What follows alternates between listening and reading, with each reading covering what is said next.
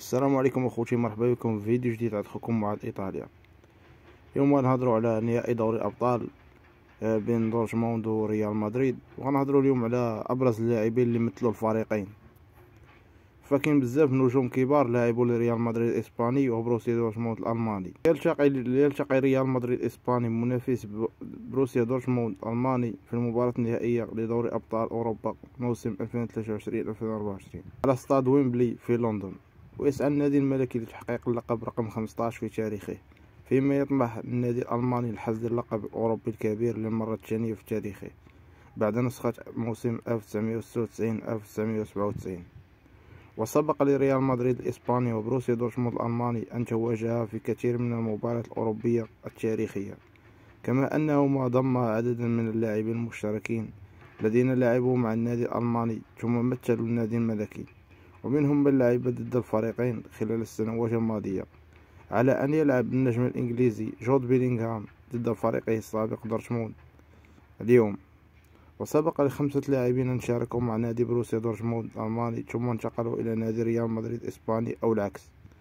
والبداية مع لاعب خط الوسط البرازيلي فلافيو كونسيسياو الذي بدأ موسم 2000-2002 مع ريال مدريد ولعب معه 67 مباراة، سجل هدفا وصنع هدفين. انتقل عام 2003 إلى نادي دورتموند وخاض معه 15 مباراة فقط، سجل هدفا وصنع آخر.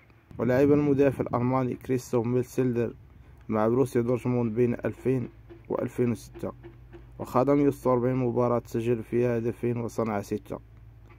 ثم انتقل عام 2007 إلى ريال مدريد واستمر أمره حتى عام 2009 وخاض 27 مباراة دون تسجيل أي هدف. وحمل لاعب خط الوسط التركي نوري الشاهين قميص بروسيا دورتموند بين 2005 و 2017 وخاض معه 258 مباراة، سجل فيها 24 هدفا وصنع 34 آخر. ثم انتقل إلى النادي الملكي عام 2011 حيث لعب 8 مباريات فقط دون تسجيل أي هدف. وبدأ الظهير المغربي ود بلادنا أشرف حكيمي رحلته مع نادي ريال مدريد الإسباني عام 2016 واستمر معه حتى عام 2017، خاض خلالها 16 مباراة، سجل هدفين وصنع هدف. ثم انتقل إلى دورتموند موسم 2018-2019 وخاض 73 مباراة، سجل فيها 12 هدف مع صناعة 17.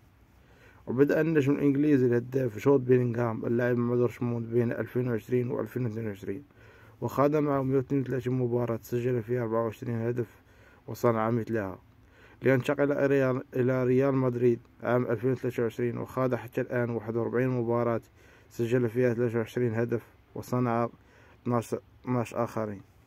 في آخر هذه الحلقة كنتمنى أنكم تعطيني التوقع ديالكم ديال شكون هو النادي اللي غادي يفوز بدور أبطال اليوم.